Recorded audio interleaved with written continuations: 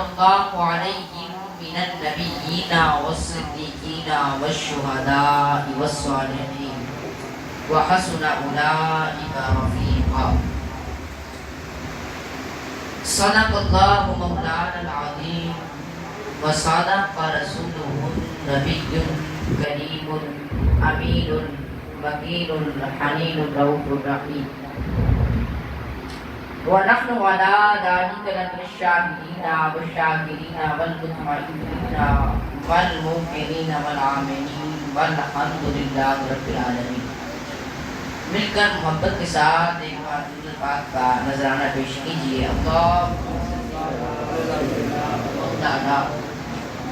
محمد مبارک وسلم صلاۃ و سلام علیک یا سیدی یا رسول اللہ وعلى آلك وأصحابك يا حبيب الله.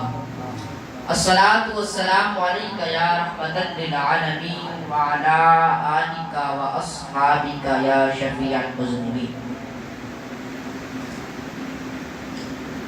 اللہ تبارک و تعالیٰ کی تعریف توصیف حمد و ثنا بیان کرنے کے بعد جو کہ خالق کی کل کائنات ہے اور مالک کی شش جہات بھی، فخر کائنات، رسول کائنات، احمد کائنات، شہنشاہ کائنات، وجہ تخلیق کائنات، سرور کائنات، سرور کائنات، سید کائنات، جان کائنات، احمد کائنات سیدنا محمد رسول اللہ صلی اللہ علیہ وسلم کی حضور ناظم نے اپنی عقیدتوں، ارادتوں اور محبتوں کا خراج پیش کرنے کے بعد نہایت عزت و تعظیم کے لائق سامعین ذی احتشام، میرے بزرگ و دوستو، احباب ساتھیو، اللہ تبارک و تعالیٰ کا فضل، اس کا کرم کہ اللہ تبارک و تعالیٰ نے ایک مرتبہ پھر زندگی میں 11ویں شریف کے اندر یہ موقع عطا فرمایا. اور پھر خوش قسمتی یہ کہ ہم ذکر حسین رضی اللہ تعالیٰ عنہ کر رہے ہیں اور اللہ تعالیٰ کے ولیوں اور اس کے بندوں کی رہبری اور سرپرستی. میں اپنی آیت کی طرف آؤں گا اور جو میں نے آیت تلاوت کی ہے اس طرف آؤں گا. اللہ تبارک و تعالیٰ سے دعا ہے کہ اللہ تعالیٰ مجھے حق بیان کرنے، آپ کو سن کر اس پر عمل کرنے کی توفیق عطا فرمائے. اللہ تبارک و تعالیٰ نے ارشاد فرمایا کہ جس نے اللہ کی اطاعت کی اور اللہ کے رسول کی اطاعت کی، بس اللہ تعالیٰ ان لوگوں کو ماہیت ادا کر دے گا، ان لوگوں کی جن پر اللہ کا انعام. اب اللہ کا انعام کن پر ہوا؟ پھر آگے فرمایا کہ وہ نبی ہیں، صدیقین ہیں، شہداء ہیں، اولیاء اور صالحین، ان پر اللہ کا انعام. تو یہ در حقیقت تفسیر ہے سورۃ فاتحہ کی اس آیت کی کہ ہم جب دعا کرتے ہیں اہدنا الصراط المستقیم، یا اللہ ہمیں سیدھا رستہ دکھا، یا سیدھے رستے پہ چلا، یعنی ہدایت دے.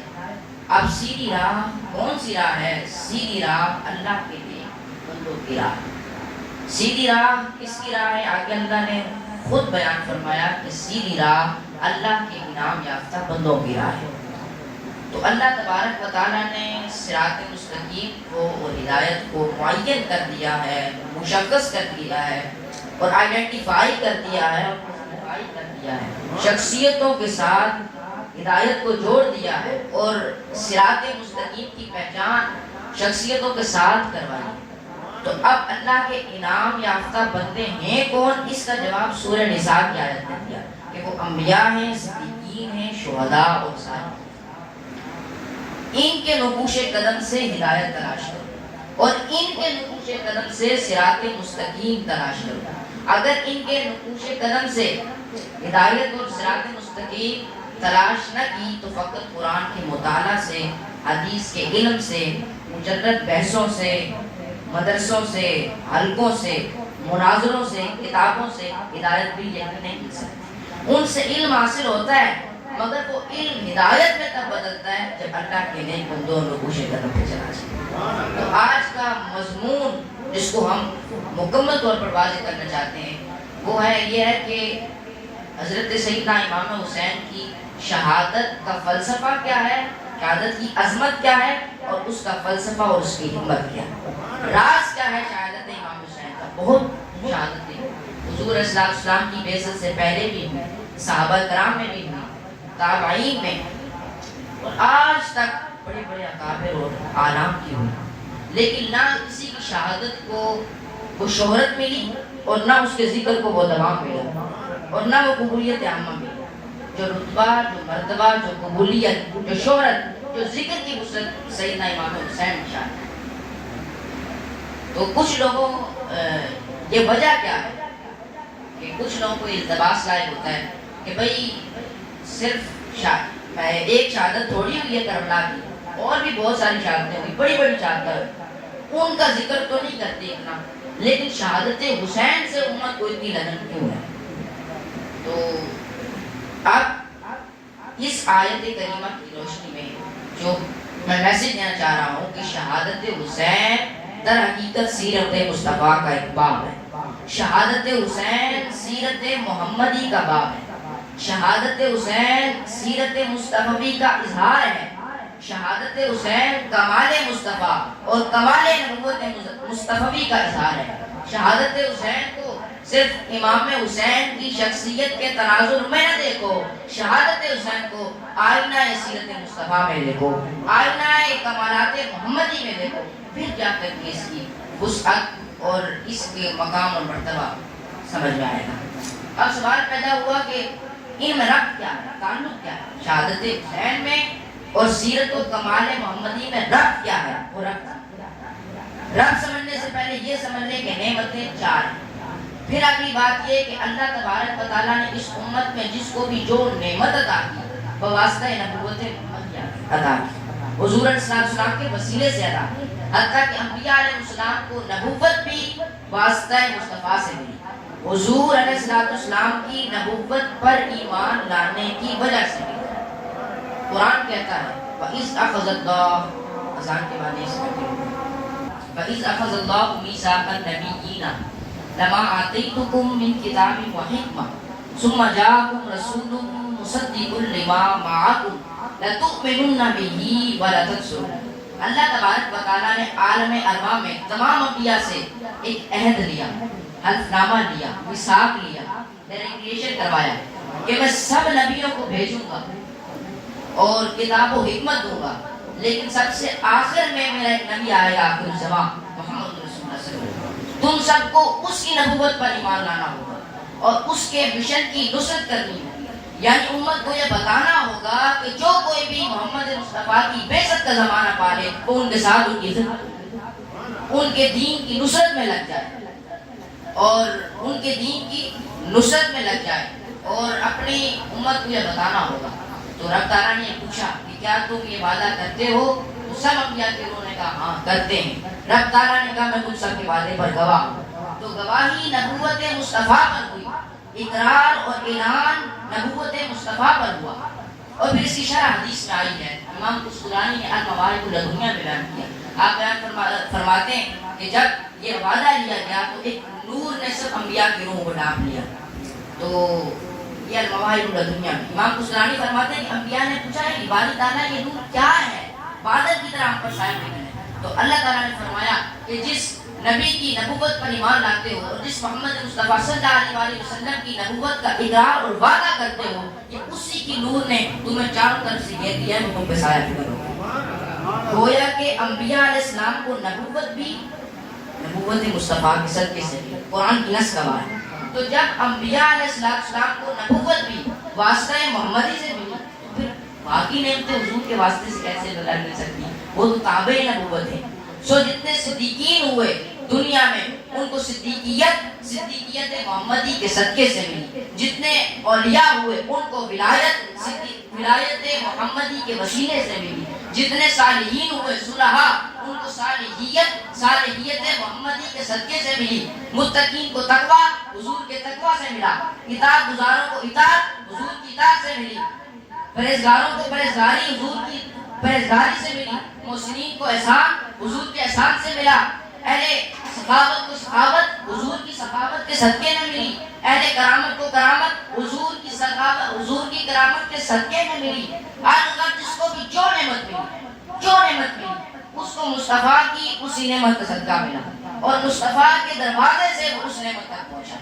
تو جب ساری نعمتیں حضور کے واسطے سے ملی تو پھر شہادت بھی شہیدوں کو بواسطہ نبوت محمد دی گئی. قاعدہ یہ کہ جو بھی شہید ہوا اور اس کو مرتبہ شہادت ملا، چونکہ شہادت ایک نعمت ہے، ہو نہیں سکتا کہ شہادت ایک نعمت ہو اور وہ نعمت شہید کو مصطفیٰ کے واسطے کے بغیر. کیونکہ کوئی عمل نیکی بھی تب بنتا ہے، نعمت بھی تب بنتا ہے، بر اور تقویٰ بھی تب بنتا ہے جب حضور کی اتباع میں ہو. جو عمل حضور کی اتباع میں نہیں، نہ وہ نیکی ہے، نہ وہ تقویٰ ہے، نہ بر ہے، نہ کرامت، کیونکہ حضور کی اتباع میں نہیں. اور اتباع کہتے ہیں کہ کوئی عمل حضور نے کیا، حضور کی پیروی میں جو عمل کرو تو وہ اتباع بن گئی، وہ کرامت بن گئی. تو شہیدوں کی شہادت در حقیقت حضور علیہ السلام کی پیروی ہے. قرآن کہتا ہے قُلْ إِن كُنتُمْ تُحِبُّونَ اللَّهَ فَاتَّبِعُونِي يُحْبِبْكُمُ اللَّهُ. فرما دیجیے کہ اگر تم چاہتے ہو اللہ کی محبت تو میری پیروی کرو. تو حضور کی پیروی کے بغیر کوئی چیز نیکی تقویٰ اور نعمت کسی چیز کو قرار نہیں دیا جا سکتا. اگر شہادت رسول اللہ صلی اللہ علیہ وسلم کی پیروی نہ ہو تو شہادت دشمن کے مقابلے میں مر جانا تو ہوگا لیکن وہ شہادت نہیں ہوگا، وہ نعمت نہیں ہوگی. کیوں؟ اسی طرح یہ جو درجہ شہید کو ملا، درجہ شہید کو کیا مل رہا ہے کہ وَلَا تَقُولُوا لِمَنْ يُقْتَلُ فِي سَبِيلِ اللَّهِ أَمْوَاتٌ، کہ تم ان کو مردہ نہ کہو بلکہ وہ زندہ ہے. اور دوسری مقام پہ رزق پا رہے ہیں. آپ کے سامنے کٹ گیا، آپ قبر میں دفن کرائے، اوپر مٹی ڈال دی، اوپر قبر بنا رہے ہیں. قرآن کہتا ہے خبردار اس کو مردہ نہ کہو. تو شہید زندہ ہے، مرنے کے بعد بھی زندہ ہے. کتنی بڑی نعمت ملی. تو وہ نعمت مصطفیٰ کے عطاء کے اور ان کے وسیلے کے بغیر کیسے مل سکتی ہے؟ وہ تابع نبوت ہے. تو شہیدوں کی شہادت نعمت ہی تب بنتی ہے کہ جب شہادت حضور میں پائی جائے. اگر سیرت مصطفیٰ میں شہادت کا باب نہیں تو وہ نہ کوئی شہید، نہ شہید ہے، نہ صاحب نعمت ہے، وہ نہ وہ زندہ ہے. اسی طرح بخاری شریف کے اندر ہے انما انا قاسم واللہ یؤتی، بے شک اللہ ساری نعمتیں مجھے عطا کرتا ہے پھر تقسیم امت میں کرتا. تو اس میں وہی ہے کہ انا قاسم یعنی شہادت ایک نعمت ہے اور پہلے وہ نعمت مجھے ملی پھر اس سے آگے نبوت میں بیٹھی. اسی طرح حضور کو ایک اسوہ بنایا گیا، جو پریکٹ ماڈل اور بیہیویئر. لقد کان لکم فی رسول اللہ اسوۃ حسنہ. ہر حسنہ کے لیے ضروری ہے حضور کی اتباع. ہر حسنہ کے لیے ہدایت ماڈل حضور کے ساتھ. جس نے حضور کی پیروی کی اس کا عمل حسنہ بن گیا، اس کا عمل نیکی بن گیا، اس کا عمل بھلائی بن گیا. تو شہیدوں کی شہادت بھی حضور کی پیروی ہے جب شہادت حضور کی اتباع. اب ہم نیکسٹ اسٹیپ آگے بڑھتے ہیں. ساری نعمتیں تو حضور میں پائی جاتی ہیں لیکن شہادت تو بظاہر نظر نہیں آتی. حضور تو شہید نہیں ہوئے تو پھر شہادت کی نعمت حضور کی ذات میں، حضور کے وجود میں، حضور کی سیرت میں کیسے آئی؟ یہ سوال تھا. اب یہ دو چیزیں تھیں کہ شہادت ہونی بھی چاہیے رسول اللہ میں اور شہید کیا بھی نہیں جا سکتا محمد مصطفیٰ. کوئی شہید کر بھی نہیں سکتا، یہ بھی شرط ہے. اور شہادت ہونی بھی چاہیے مصطفیٰ میں، یہ بھی شرط ہے. اچھا آپ کہیں کہ شہید کیوں نہیں کر سکتا؟ اللہ کا وعدہ ہے قرآن میں وَاللَّهُ يَعْصِمُكَ مِنَ النَّاسِ. اللہ تبارک و تعالیٰ نے اپنے دست قدرت سے آپ کی جو گربان کے اندر آپ کا جو کسی دشمن کا ہاتھ آپ تک نہیں پہنچے گا. اللہ تبارک و تعالیٰ نے اپنے دست قدرت سے اور دست حفاظت سے آپ کو محفوظ کر لی ہے. اب کسی دشمن کا ہاتھ آپ تک نہیں پہنچے گا. وَاللَّهُ يَعْصِمُكَ مِنَ النَّاسِ. لوگوں میں سے کسی کا ہاتھ آپ کی جان تک نہیں پہنچے گا. تو یہ تو چیپٹر ہی ختم ہو گیا. یہ تو چیپٹر ہی ختم ہو گیا. ایک طرف یہ پایا گیا کہ شہادت حضور کو شہید کوئی نہیں کر سکتا اور دوسری طرف یہ ہے کہ اگر شہادت رسول اللہ میں نہ ہو تو امت مرتبہ شہادت کو نہیں پہنچ سکتی. تو یہ ایک حکمت تھی کہ اللہ تبارک و تعالیٰ نے حضور کو شہید نہ کرتے ہوئے بھی مرتبہ شہادت پہ فائز کروانا. اس کی شکل پہلی تو نہ رہی کہ حضور کی ذات پر شہادت پا رہی، تو پھر اس کی دوسری شکل کیا تھی؟ دوسری شکل امام حسین اور کربلا تھی. امام حسین اور کربلا تھی. وہ کیسے کہ جو ہر عمل ہے اس کے دو اینگلز ہوتے ہیں. ایک اس کا جوہر اور ایک ہوتی ہے اس کی ہے شکل یعنی ظاہری صورت. ہر عمل ہے اس کے دو اینگلز ہوتے ہیں. ایک اس کا جوہر اور حقیقت. جیسے نماز ہے اس کا جوہر اللہ کا ذکر ہے، اور اس کی حید یعنی ظاہری صورت فارم رکھتے ہیں تکبیر تحریمہ رکوع سجود، یہ اس کی فارم۔ اسی طرح روزہ ہے، اس کا جوہر تقویٰ اور اس کی شکل کھانے پینے سے بچانا۔ ہر عمل کی دو اسپیکٹ، دو جو ہے وہ چیزیں، دو اینگلز ہوتے ہیں، ایک اس کا جوہر اور حقیقت، اس کی روح، اس کی حقیقت اور ریالٹی۔ شہادت کا بھی اینگل ہے کہ شہادت کے بھی دو اینگلز ہیں، ایک شہادت کا جوہر، شہادت کا جوہر کہ شہادت کی آرزو، یہ شہادت کا جوہر ہے، میں شہید ہو جاؤں، شہادت کی چاہت، شہادت کی آرزو، شہادت کا طلب رکھنا کہ میں شہید ہو جاؤں، یہ شہادت کا جوہر ہے۔ اور پھر شہید ہو جانا یہ شہادت کی شکل ہے، ظاہری صورت ہے۔ تو شہادت کی حقیقت تو رسول اللہ صلی اللہ علیہ وسلم کی زندگی میں تھی۔ اس کو یوں بھی سمجھ لیجیے کہ ایک بندہ لڑ رہا ہے میدان میں، فوجی، اور وہ ہر لمحہ اس طاق میں ہے کہ کہیں جان بچا کے نکل جائے، بچنا چاہتا ہے، شہید نہیں ہونا چاہتا، اس کی طلب نہیں، آرزو نہیں، لیکن ایک دم گولی آئی اور لگ گئی، مر گئی، وہ مر کے بھی شہید۔ کیوں؟ کیونکہ آرزو شہادت نہ تھی، شہادت کی چاہت نہ تھی۔ اسی لیے آپ دیکھیں عمل ہو گیا، وہ مر گیا، دشمن کی تلوار سے مرا، یا دشمن کی گولی سے مرا، یا دشمن کی تلوار سے مرا، جہاد کے نام پر مرا، دفاع وطن کے نام پر مرا، لیکن مر گیا، شہید نہ ہوا۔ کیوں؟ کیونکہ آرزو شہادت نہ تھی۔ اب آئیے آقا علیہ السلام، آقا علیہ السلام ہمیشہ عرض کرتے لَوَدِدْتُ أَنْ أُقْتَلَ فِي سَبِيلِ اللَّهِ ثُمَّ أُحْيَا ثُمَّ أُقْتَلَ ثُمَّ أُحْيَا ثُمَّ أُقْتَلَ ثُمَّ أُحْيَا۔ میری شدید آرزو ہے کہ میں اللہ تبارک و تعالیٰ کی بارگاہ میں شہید کیا جاؤں، پھر زندہ کیا جاؤں، پھر شہید کیا جاؤں، پھر زندہ کیا جاؤں، پھر شہید کیا جاؤں، مجھے جان ملتی رہے اور میں دیتا رہوں۔ تو پتہ چلا کہ جوہر شہادت تو حضور میں موجود تھا، اور اب اس کی دوسرے صورت رہ گئی تھی حیت شہادت، شکل شہادت۔ حیت شہادت کی چار شکلیں کہ دشمن اپنے آلہ سے حملہ کرے، اس حملے سے انسان زخمی ہو، زخمی ہو کر اس کے جسم کے کسی حصے سے خون بہے، اور پھر چوتھی شرط اس کی وفات ہو جائے۔ میدان احد پر حضور پر حملہ دشمن نے کیا، نیزے سے بھی کیا، پتھروں سے بھی کیا، حضور علیہ السلام اس حملے سے زخمی بھی ہوئے، دندان مبارک بھی شہید ہوا، رخسار مبارک سے خون بھی بہا، اور سواری سے نیچے زمین پر بھی تشریف لے آئے اور غشی کی کیفیت بھی تاری ہوئی۔ حیات شہادت کی چار شرطیں تھیں، تین پوری ہو گئی، دشمن کا حملہ بھی ہو گیا، رخسار مبارک بھی زخمی ہو گیا، دندان مبارک بھی ٹوٹا، سواری سے نیچے تشریف بھی لے آئے اور غشی کی کیفیت بھی تاری ہو گئی۔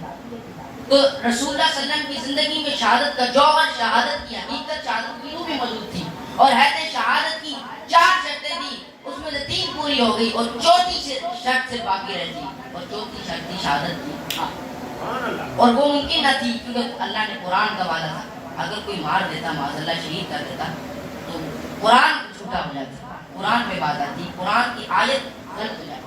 تو پھر کیا کیا کہ اللہ تبارک و تعالیٰ نے اس آخری شرط پورے ہونے کے لیے حسین کو منتخب کیا، حسین کو ظاہراً بھی حضور کا شبیہ بنایا اور باطناً بھی حضور سے مشابہت اختیار کی۔ یہ سنن ترمذی شریف میں ہے، سیاہ ستہ میں ہے، کل کتب میں ہے کہ حضور علیہ السلام کے مشابہ تھے حسین، حسن بھی مشابہ تھے، حسین بھی مشابہ تھے۔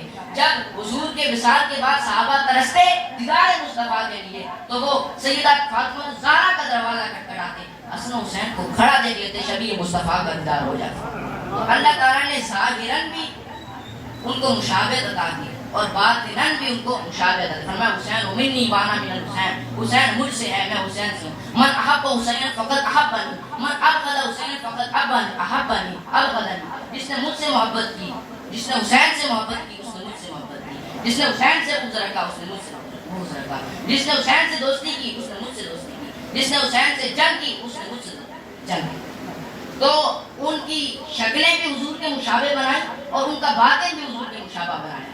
تو یہ مشابہت کہ حسین منی وانا من الحسین، حسین مجھ سے اور میں حسین سے۔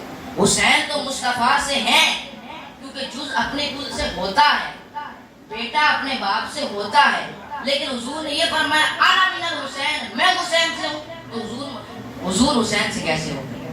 اس حدیث کا معنی ہمارے مضمون کو مکمل کر دے گا کہ مصطفیٰ سے تو حسین ہے، لیکن حسین مصطفیٰ سے کیسے ہو؟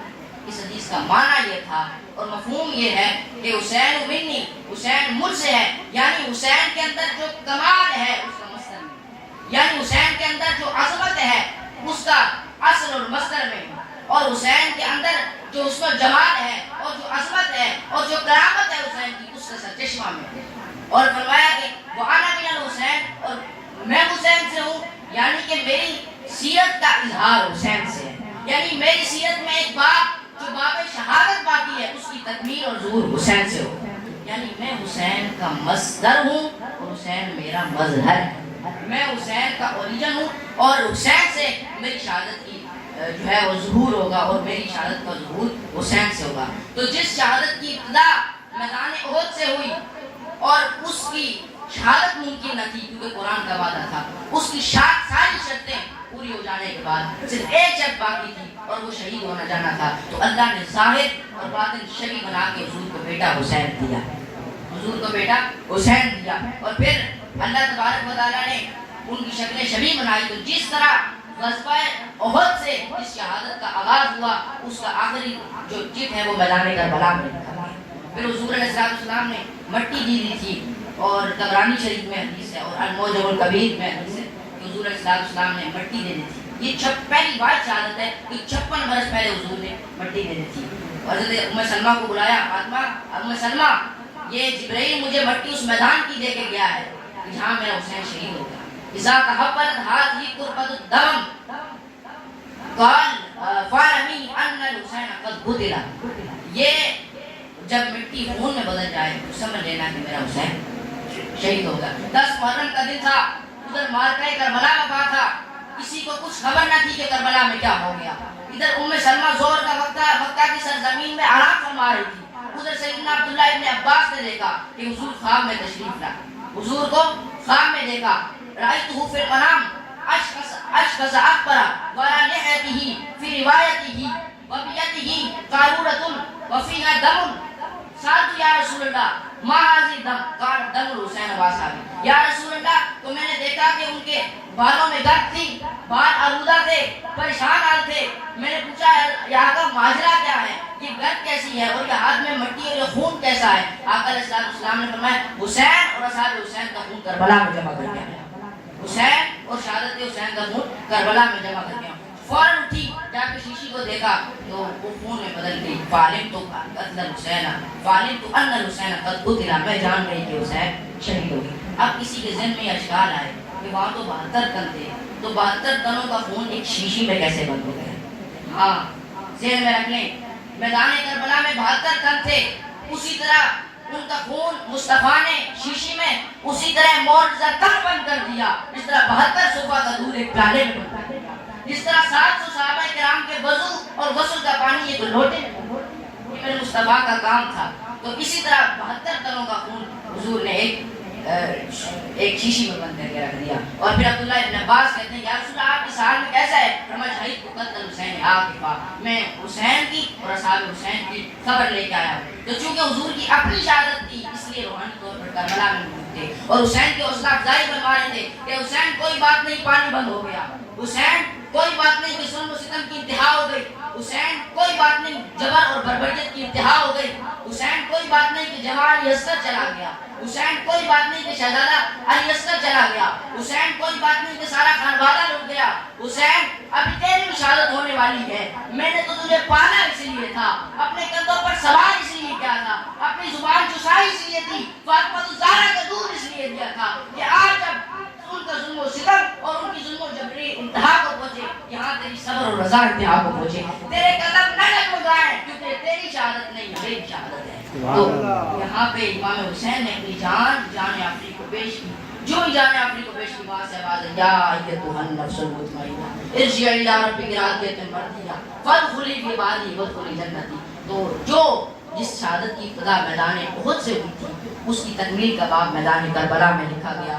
اسی وجہ سے ان کو شہرت ملا کیونکہ باقی لوگوں کی شہادت ان کی اپنی شہادت تھی، لیکن حسین کی شہادت حسین کے ساتھ ساتھ مصطفیٰ کی شہادت تھی. اسی لیے بعد میں جو تمام اور جو ذکر کی وسعت حضور کی سیرت کو حاصل ہوا وہی تمام اور وہی ذکر کی وسعت سیدنا امام حسین کو ملا. اللہ تبارک و تعالیٰ ہمیں کردار حسین میں عطا فرمائے. وما علیہ الا البلاغ.